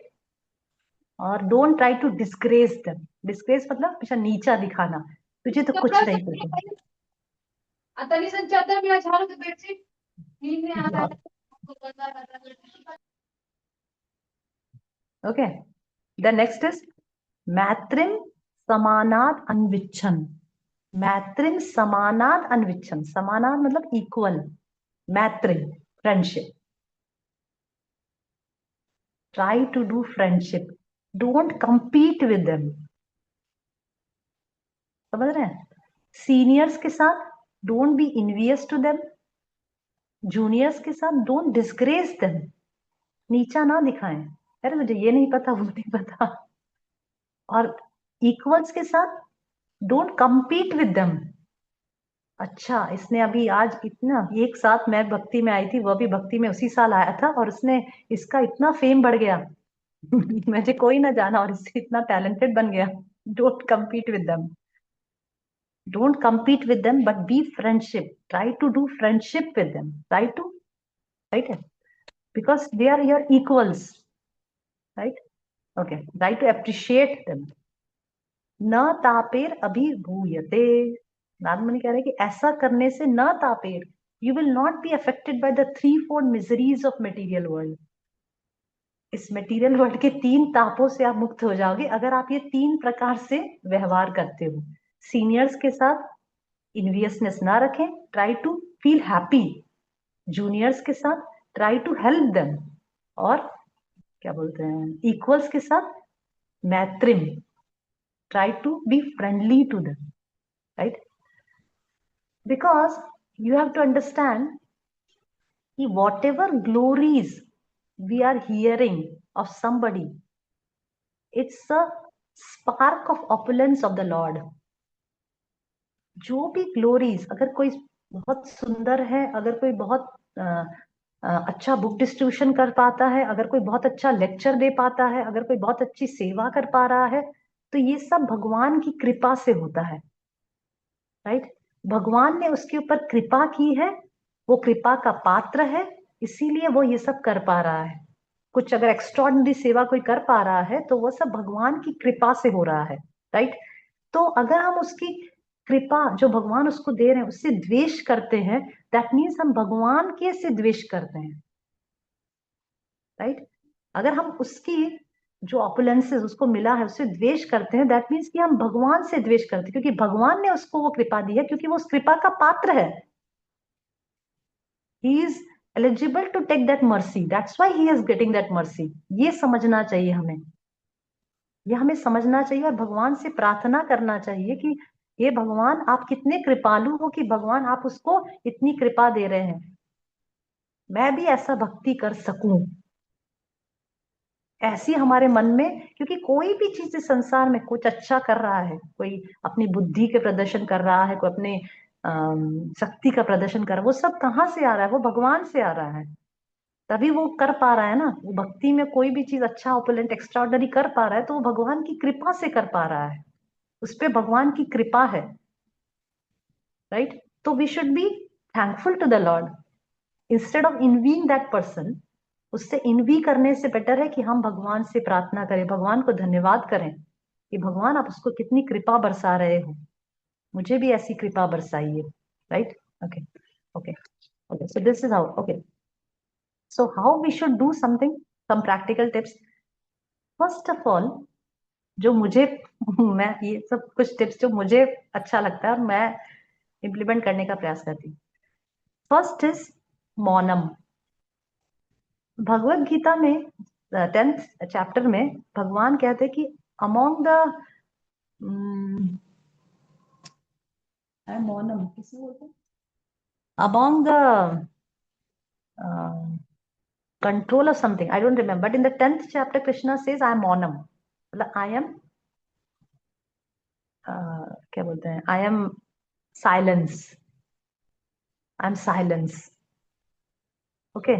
So we should have that control of the tongue।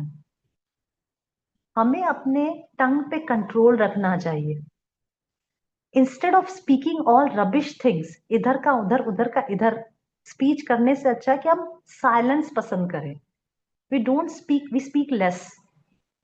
Generally ladies में ये टेंडेंसी ज्यादा रहती है, हम बोलते ज्यादा है चार लेडीज खड़े हो तो बोलते ज्यादा, चार पुरुष खड़े हो तो साइलेंस एक्सपेक्ट किया जा सकता है, पर चार लेडीज खड़ी हो तो साइलेंस एक्सपेक्ट कर ही नहीं सकता कोई बिकॉज दे स्पीक मोर। उनके पास बोलने का। I was sitting in the train और आई सॉ दैट टू माता जी, टू गुजराती माता जी आर टॉकिंग, और बात में कुछ भी दम नहीं था। मैं आई वॉज जस्ट सरप्राइज कि दोनों माता जी बात कर रहे थे गुजराती में, और पूरी चर्चा का एसेंस यही था कि मैं सुबह उठी और मैंने थेपला बनाया और मैंने खिलाया, और there was nothing to discuss. Hmm. But still माता माता जी जी को, से, यस, यस, जो श्लोक आप जो बोले वो 10.38, like among secrets I am silence. हाँ, yes yes, among Mounam secrets, Mounam हाँ चैव हाँ, मौनम चैवसी गुह्यानम, ज्ञानम हाँ ज्ञानम हाँ, ज्ञानम यस ज्ञान यस महा। Yes, yes, that slogan, yes, very good, thank you. That slogan, Maunam, I am Maunam. Now Krishna is saying that I am silence. Try to prefer silence. Sometimes be silent. But but if four people are gathered together and talking ill of Vaishnavas, then either you leave that place, at that time don't be silent. At that time don't be silent. अगर आपकी चलती है वहां पे, तो आप बोलिए उनको, अगर आप कहने के योग्य हैं। और अगर आप वहां कहने के योग्य नहीं है, तो चुपचाप वह जगह से चले जाइए। Don't participate in their discussion if you have nothing to do with them. एक उदाहरण दिया जाता है, अगर हमारे घर के सामने अपने कचरे की बाल्टी कोई कचरा डाल के चला जाए, तो क्या करेंगे हम? कि हम टॉलरेट करके बैठे रहेंगे, कि हम बोलेंगे कि कचरा मत डालो? We will say. उसी प्रकार से अगर कोई रबिश टॉक्स, रबिश गार्बेज हमारे कान के अंदर डालता है, तो हमें क्या करना चाहिए? अलाउ कर देना चाहिए? नहीं अलाउ करना चाहिए। We shouldn't we shouldn't allow all rubbish things to be put inside our ears. जिस प्रकार से हमारे घर के चौखट में हम किसी प्रकार का गंदगी फेंका हुआ अलाउ करते हैं क्या? नहीं। तो उसी प्रकार से हम किसी का गंदगी अपने कान के अंदर क्यों अलाउ करें? Why should we allow anybody's garbage or anybody's rubbish talks to enter in our ears? We should immediately leave that place, right? Or if it is possible, if we have that authority or that qualification or the rights, we can tell them, okay, why are you talking such things? What is the need for you to talk? Are you gaining something out of it? कुछ लाभ मिल रहा है आपको? Why what you have to do? दूसरा व्यक्ति क्या कर रहा है, उससे आपको क्या लाभ मिल रहा है? यू बी साइलेंट ना, right? Okay, so this is the first thing, मौनम, silence. Second is when two seniors are fighting. जैसे कई बार हम देखते हैं मंदिर में कोई दो बड़े जो काफी सालों से भक्ति में, उनके बीच भी कई बार झगड़ा चलता रहता है, और हमें सुनाई देता है कि झगड़ा चल रहा है, ये वो। At that time you don't interfere in their fight,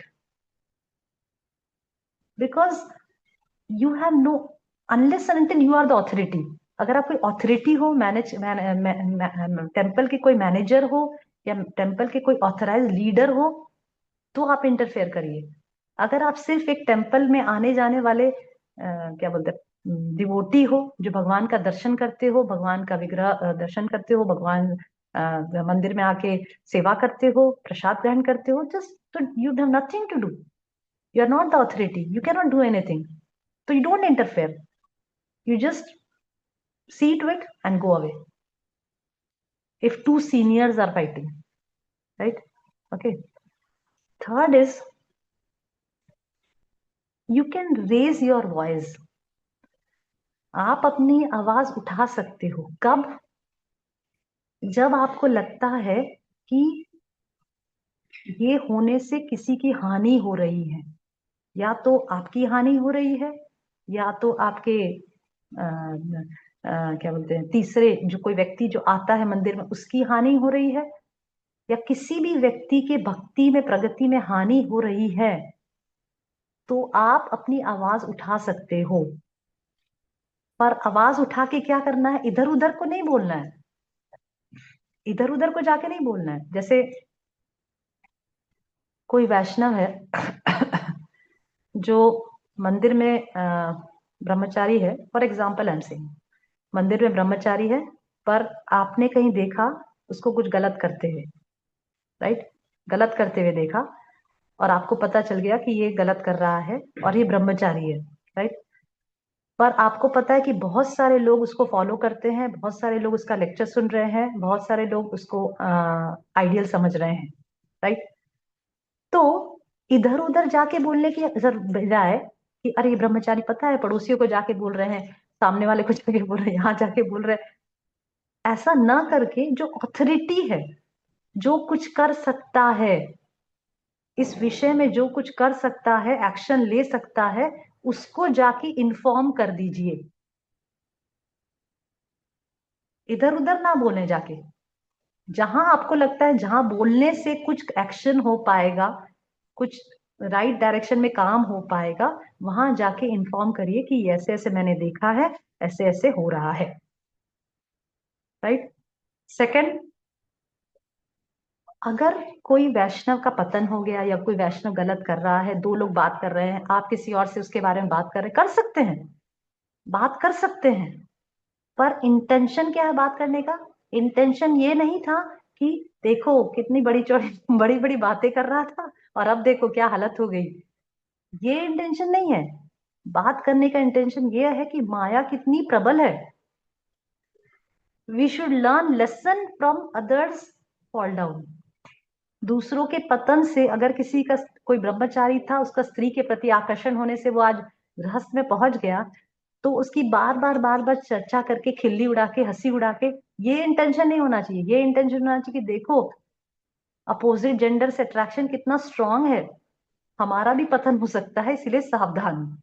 क्योंकि गर्ल्स के लिए बॉयज और बॉयज के लिए गर्ल्स, अपोजिट जेंडर मतलब क्या? स्त्री के लिए पुरुष, पुरुष के लिए स्त्री, दोनों ही भयानक है ना, राइट।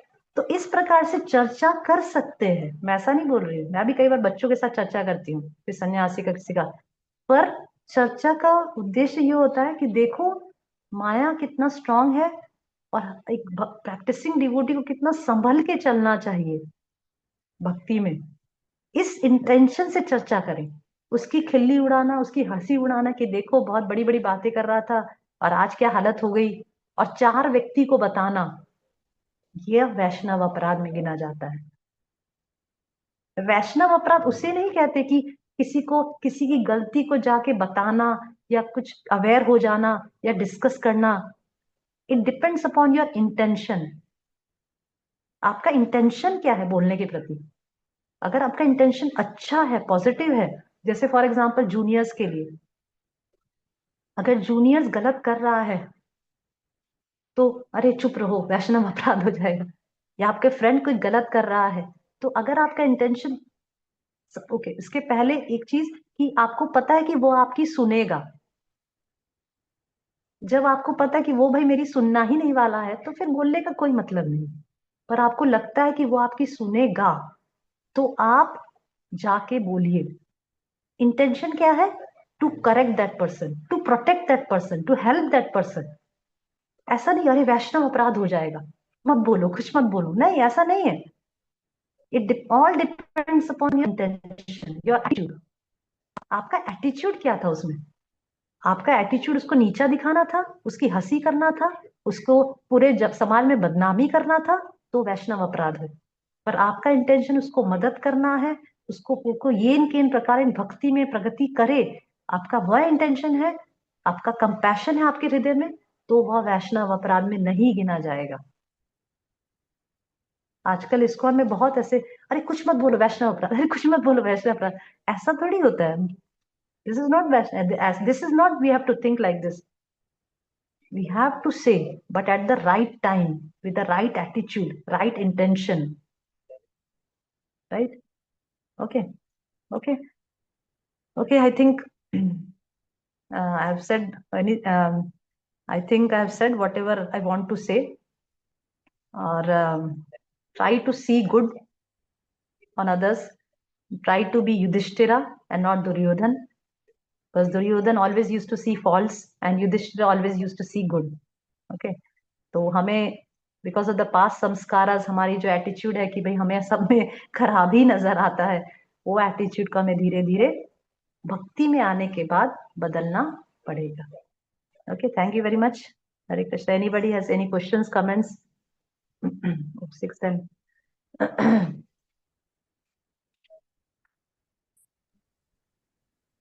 हरे कृष्ण माता हरे जी. कृष्ण माता ji. Yes yes yes yes, Shalini माता जी. Yes. माता जी, कई बार ऐसा होता है कि हम लोग कभी तीर्थ स्थल पे जाते हैं, वहां पे जो जो पुजारी जो होते हैं या जो भी होते हैं, तो कैसा कि ये किन प्रकार बोलते हैं कि आप ये वाली पूजा करवा लो, आप ऐसा कर लो, आप ऐसा कर लो, या फिर मतलब बहुत सारे दान के लिए वो लोग प्रेरित करते हैं कि आप दीजिए दीजिए. तो कभी कभी मन में ऐसा भाव आता है कि मतलब बुरा नहीं है वो, लेकिन ऐसा लगता है जैसे नहीं, जैसे पकड़ लिया हो किसी को, ऐसा भी कभी कभी फील होता है. तो मौन होकर के वहां से निकल तो जाते हैं, भले हम लोग किसी को कहे नहीं, लेकिन वो मन के अंदर वो भाव कभी कभी हो जाता है. तो वो भी वैष्णव अपराध में आएगा? कलयुग में कलयुग में हमारा मन इतना मलिन हो चुका है, हमारा जो मन है वो इतना मलिन है, इतने दुष्ट संस्कार हमारे मन के अंदर भरे पड़े हैं कि कलयुग में लिबर्टी दे रखी है कि मन से सोचा हुआ कोई भी अपराध अपराध नहीं गिना जाएगा जब तक हम उसे मुंह से व्यक्त या एक्शन से व्यक्त ना करते हैं. Right? Mind body and words, mind body and words. तो बॉडी और वर्ड से जब तक हम व्यक्त ना करते हो तब तक वह अपराध अपराध नहीं गिना जाएगा. पर प्रॉब्लम ये है कि जब माइंड में आता है तो डेफिनेटली बॉडी और वर्ड्स में आ ही जाता है. इसीलिए कंट्रोल योर माइंड, माइंड तक ही उसे सीमित रखें, माइंड को ही इंटेलिजेंस के द्वारा उसको रिफॉर्म करने का प्रयास करें. माइंड बोल रहा है पर वी हैव टू थिंक कि भाई हमें क्या लेना देना. वो अपना हिसाब से अपनी भक्ति कर रहा है, भगवान जाने. भगवान के पाथ में वो अपना भक्ति कर रहा है, क्या पता वो मुझसे पहले ही पहुंच जाए और मैं पीछे रह जाऊं. हो सकता है. Yes, anybody, anything can happen. आज मेरा जूनियर जो है वो मेरे से पहले भक्ति में आगे बढ़ के भगवत धाम पहुंच जाए और मैं पीछे ही रह जाऊं, मैं अपराध के चक्कर में पीछे ही रह जाऊं. हो सकता है ऐसा. राइट? तो मानसिक रूप से कलयुग में अपराध नहीं लिया जाता है, क्योंकि कलयुग के लोग बहुत पतित हैं. इसीलिए इस प्रकार से, पर हमें बचना चाहिए. हमें शास्त्रों के शास्त्र चक्षु से देखना चाहिए और इस प्रकार से अपराधों से बचना चाहिए, स्पेशली धाम में.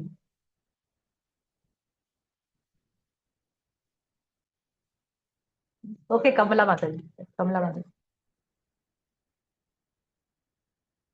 हरे कृष्ण माता जी. प्रणाम.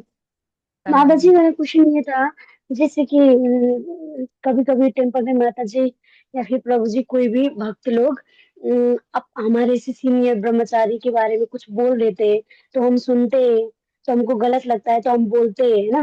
लेकिन ऐसा होता है ना, कोई कोई भक्ति वो गलत तरीके से ले लेते हैं, तो और मैंने बोल दिया और उनको बुरा लगा, या फिर उनके मतलब उनको बुरा लगा, तो उसमें अपराध होता है कि नहीं होता है माता जी?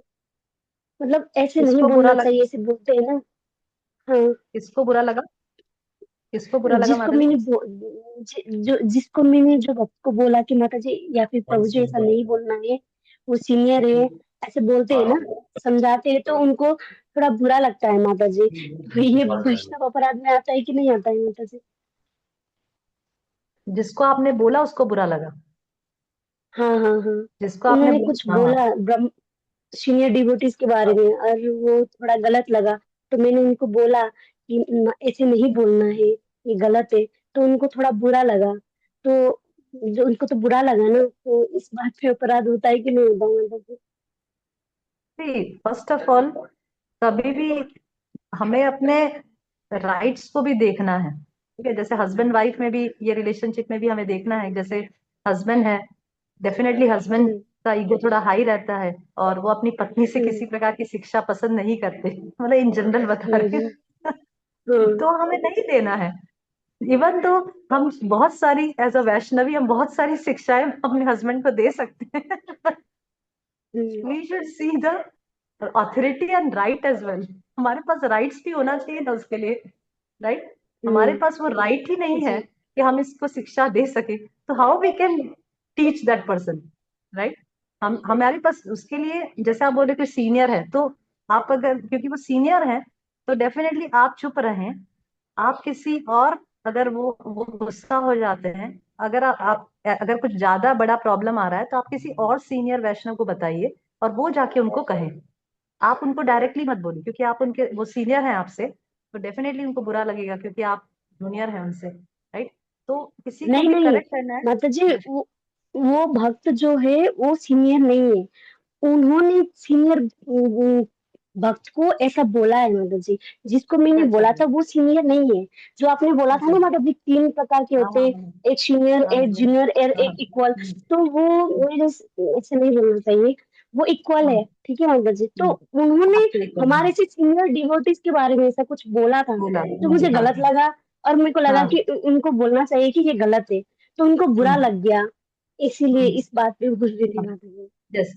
ठीक है, तो आपके इक्वल हैं, आपने उनको कहा, जी आपने अच्छे तरीके से जी उनको कहा होगा, आपका इंटेंशन जी अच्छा रहा होगा, और उसके बाद भी आपने अच्छे इंटेंशन से कहा, आपने उसको करेक्ट करने को हेल्पिंग मूड से कहा, उसके बावजूद भी उसको बुरा लग रहा है, तो बुरा लगा। यू कैन नॉट जी डू एनीथिंग।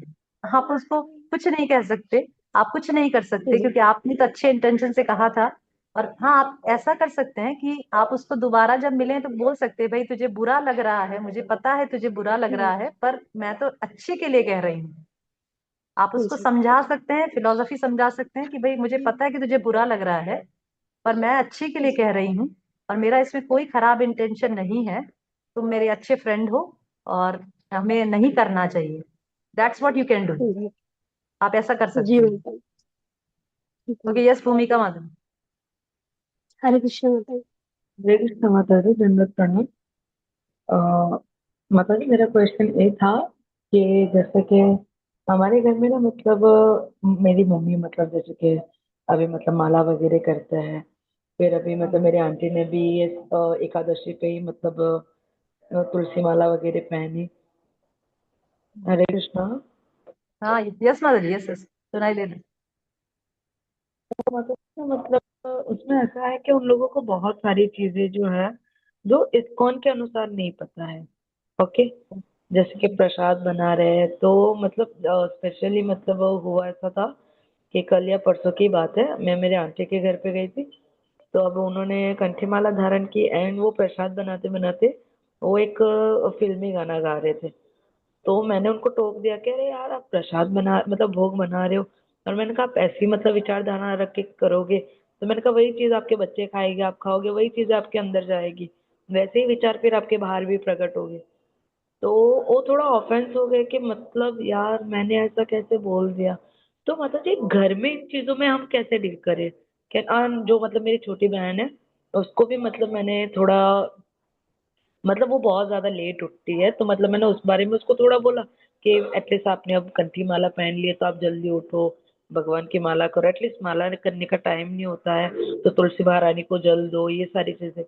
तो मतलब वो लाइक, मतलब दीदी हमसे मतलब ये नहीं। तो ठीक, भूमिका। ऐसी चीज में कैसे डील करें? ठीक, भूमिका। घर पे लोगों को सिखाना, घर के लोगों को सिखाना मुश्किल होता है, जितना बाहर के लोगों को सिखाना इतना मुश्किल नहीं होता है, ठीक है? तो एक उदाहरण अच्छा। शिला प्रभुपाद देते हैं कि जैसे बहू को घर में लाते हैं, बहू तो जो सास होती है, कि डायरेक्टली बहू को बुरा लगेगा बोलेंगे तो क्या करती है सास, बार बार बेटी को टोकती है, बेटी को बोलती है, अरे ऐसा क्यों किया? और बहू सुनती रहती है, बोले, अरे बाहर का हाथ ठीक से धो, फिर प्रसाद बनाना, अरे ये करो तो फिर करना, ताकि, तो she don't teach the daughter in law directly, she teach her daughter, and through her daughter she teach the daughter in law, right? समझ रहे? उसी प्रकार से घर के लोगों को कोई चीज सिखाना हो, तो सबसे पहले तो हम देखें भाई उनका क्या गरम गरम मिजाज के, उनका एटीट्यूड देखें, ठीक है? और सबसे बेस्ट रहता है घर के लोगों को सिखाना कि वी सेट एन एग्जाम्पल, हम अपने उदाहरण स्थापित करें। We teach them by example, कि हम कितना हाथ धो के काम करते हैं, हम कितना ध्यान रखते हैं, हम कितना प्रसाद बनाने में ध्यान रखते हैं, हम बाहर का नहीं खाते हैं, राइट? तो by example, by seeing our example, and by seeing that how strictly we are following, definitely they will learn it gradually, but give them time, yes माता जी। गिव देम टाइम, ठीक है, but you set a perfect example, you set a perfect example, right, समझ आ रहा है? Yes, आप अपने उदाहरण से उसको सिखाइए, या तो फिर yes, आपके घर में कोई आ रहा है, आप उसको सिखाइए, और फिर उसके द्वारा वो दूसरे लोग भी देखेंगे ना, आपके घर परिवार वाले। yes आप माता जी। प्रचार करेंगे, दूसरों को सिखाएंगे, उनको मत सिखाइए। वो अगर नहीं लेना चाहते तो उनको मत सिखाइए, वो आपका उदाहरण देखकर सीखेंगे धीरे धीरे, समझ रहे हैं? जी माता जी। क्योंकि अननेसेसरी आप उनको ज्यादा करेंगे तो वो जो कर रहे हैं वो भी नहीं करेंगे, वो उसको यस उल्टा माता लेंगे, जी, क्योंकि वो आपकी बहन है, डिमोटिवेट हो भाई है, जाएगी। सगे संबंधी है, राइट, फेमिलियरिटी हाँ। है ना एक प्रकार का, तो वो यस नहीं माता जी। सीखेंगे। पर आप अपने एक उदाहरण से सिखा सकते हैं, या आप चुपचाप रहकर अपना चुपचाप अपना काम करके अपनी भक्ति, अपनी माला, अपनी सिंसेरिटी से उनको सिखा सकते हैं, यस माता समझ रहे जी। हैं?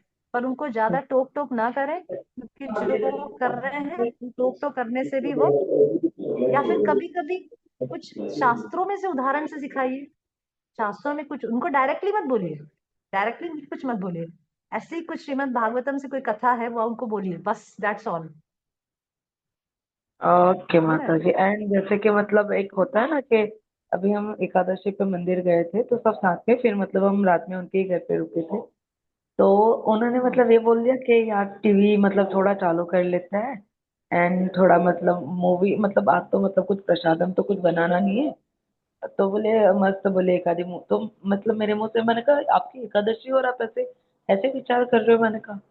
तो मतलब मुझे भी ऐसा लगा कि मुझे डायरेक्टली उनको ऐसा नहीं टोकना चाहिए था, मैं उस चीज को ऐसे भी बोल सकती थी कि हम कोई ऐसी भगवान की कोई मूवी लगाते हैं या कोई ऐसी स्टोरी, मतलब मुझे भी वो लगा कि मैं इस चीज को ऐसे भी हैंडल कर सकती थी, जैसे कि मतलब मैंने उनको टोक के कर दी।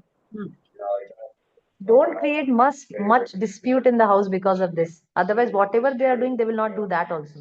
Go to yes. another room, आप दूसरे रूम में चले जाइए, आपको नहीं वॉच करना है आप दूसरे रूम में चले जाइए, आप चुपचाप अपनी माला करिए, अपने रीडिंग करिए, अपना चैंटिंग करिए, राइट, उनको मत यस। इंटरफेयर करिए, उनको ज्यादा छेड़छेड़ मत करिए, ओके? ओके माता जी।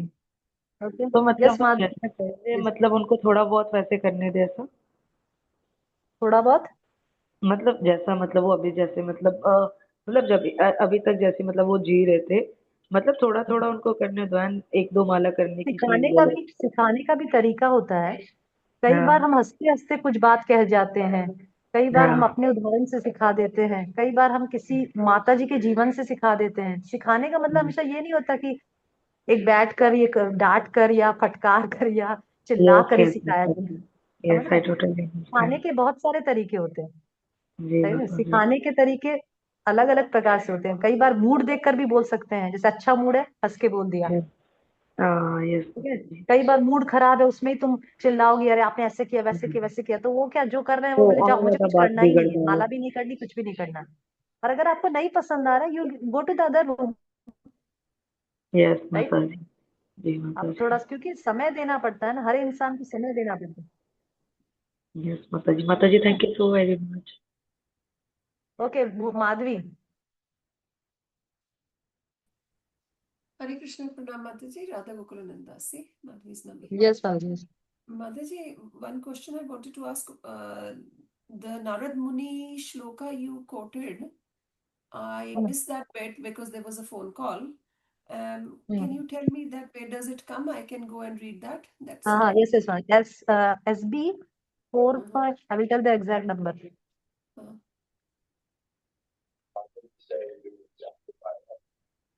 4.8.34, okay, Mataji, I'll go back and read. 4.8.34 Madhavi. Yes, Mataji. Another question is, thank you, Mataji. The question is, if in an association we feel that there's not something right, and then we decide to move away from that association, and then after moving from that association we realize that our bhakti is rather going better. I'm being able to give more time to reading, doing better chanting. I'm able to uh, you know have a reading group of my own, you know setting better example for my children. And I think that I have done better by moving away from that association. So question मेरा ये है, क्या वो जो माप मैं दे रही हूँ, जो जिस तरीके से मैं मेजर कर रही हूँ, तो वो क्या वो मेजरमेंट सही है, या वो सिर्फ मैं अपने मन की तसल्ली के लिए सही दे रही हूँ? आपको समझ में आया मेरा क्वेश्चन? या फिर See, सिर्फ मैं अपने आप को खुश करने के लिए ऐसा कर रही हूँ? the moving away from anybody's association, how you are deciding depends upon that. Is that association creating a problem for you, Yes, or obviously, because it was creating a problem. We were seeing more faults than being able to contribute, and thinking about it. Then, if moving away from that association, definitely, yeah, definitely, Mataji. Association you can definitely choose. Everybody has full right to choose the association, and definitely you can maintain distance, but don't be envious to that person or don't say anything ill about that person. But you can definitely maintain distance, and you can let that person do her practice her devotional service, and you practice your devotional service. There's no problem. You can maintain distance, but don't think bad about her, whoever is be. Don't think bad about him or her, but you can definitely maintain a distance. And now if you are feeling that now I'm it can happen, हो सकता है ऐसा, there is मतलब it can definitely happen कि कई लोग का association से हमारा दिमाग बहुत ज्यादा डिस्टर्ब रहता था, बहुत एजिटेटेड रहता था. Now I am feeling better because I stop the association, stop chatting, stop associating with that person. It can definitely happen. So yeah, if you are feeling good now, if you are feeling that now I'm feeling more good, practicing nicely, more nicely, better than before, so definitely you can do that. There's no problem in that. You can definitely choose your association. thank you. Okay, thank you very much. Hare Krishna. Pranam. Vancha kalpatru vaishya kripa sindhu च पत्तनाम पावनेभ्यो वैष्णवेभ्यो नमो नमः. कृष्ण प्रभुपाद की. प्रणाम माता जी, हरे हरे कृष्ण। कृष्णा माता जी, दंडवत प्रणाम। हाँ नहीं, प्लेटफॉर्म पर माता कोई जी. बात हरे कृष्णा माता जी। But Shivani has a question. Could be her raised hand if you have a time. I don't know if you forgot to. Hare Krishna. Hare Krishna Mati. I think Shivani had a raised hand. If at all you can, if you can give a minute to ask. Okay, yes, Shivani Madhuri. Shivani Madhuri is there. हरे कृष्ण माता जी, धन्यवाद प्रणाम। Hare Krishna Madhuri. Yes, ma'am. माता जी, प्रणाम. मेरा actually प्रणाम माता जी, मुझे एक पॉइंट मिस हो गया था। वो सगर महाराज जी के जो 60,000 पुत्र आपने बताए थे ना, तो उनको अपराध कैसे लगा था माता जी? मेरा वो पॉइंट मिस हो गया था कि उन्होंने क्या अपराध किया था जो कपिल मतलब देव उन्होंने जी ने उनको देखा और कपिल जो थे, कपिल मुनि, वो तपस्या कर रहे थे वहां पे बैठकर पेड़ के नीचे, और वो जो घोड़ा था कोइंसिडेंटली वहां खड़ा हो गया उनके पास जाके, जबकि उनका कोई हाथ नहीं था घोड़े को छुपाने में. पर उन्होंने बिना सोचे समझे सगर के जो 60,000 पुत्र थे, उन्होंने जैसे ही घोड़ा कपिल मुनि के पास देखा, उन्होंने सोचा कि कपिल मुनि ने घोड़ा को चुरा के रखा है यहाँ पे, और बिना कुछ पूछे सोचे समझे उन्होंने बोला किल हिम, मतलब उसको मार डालो, उसको मार डालो. सो बिना कोई सोचे समझे हम किसी भी वैष्णव के प्रति कुछ भी उल्टा सीधा बोलेंगे तो we are getting destroyed. That is the lesson that we learn. समझ आया आपको शिवानी वाली? उन्होंने बिना तो पूछे, कपिल मुनि से बिना पूछे कि भाई घोड़ा आपने चुराया है कि घोड़ा आपने रखा है, कुछ नहीं पूछा, बस घोड़ा पास में खड़ा था, इसका मतलब ये तो नहीं ना कि उन्होंने चुराया है. वो घोड़े को ढूंढ जी, रहे तो थे. उन्होंने कपिल वो को भी हार्म किया था, उन्होंने कपिल मुनि को भी हार्म पहुंचाया था उन्होंने इन कपिल मुनि के पुत्रों लिए ने। कहा ना किल हिम. अच्छा, ठीक उन्होंने है। बोला कि उन्होंने जो 60,000 पुत्र थे, उन्होंने एक दूसरे से बोला इसको मार डालते, इसको मार डालो, इसको मार डालो, क्योंकि किसी ने घोड़ा चुराया है, जबकि उन्होंने ठीक है, कुछ नहीं किया था. पर बिना जाने बिना समझे उन्होंने ऐसा कहा, इसीलिए. जी, ठीक है, थैंक यू माता जी। ओके, हरे कृष्णा. प्रणाम. Thank you for joining. Hare Krishna. Hare Krishna माता जी। हरे कृष्ण माता जी, प्रणाम माता जी। प्रणाम माता जी.